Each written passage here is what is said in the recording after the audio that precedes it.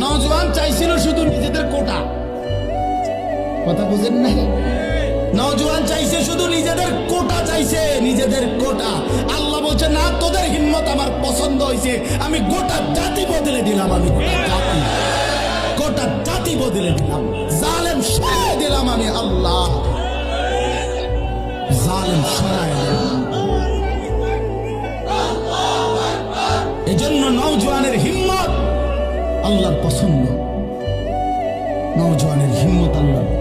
এই জন্য বন্ধু, আজকের ইহুদিরা, খ্রিস্টানরা, মুশরিকরা, নাস্তিকরা, মুরতাদরা মুসলমানের যুবককে আগাইতে দেয় না।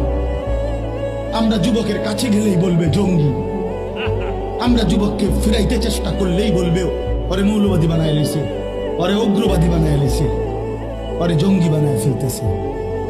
কারণ ওরা জানে মুসলমানের যুবক যদি আগায় আসে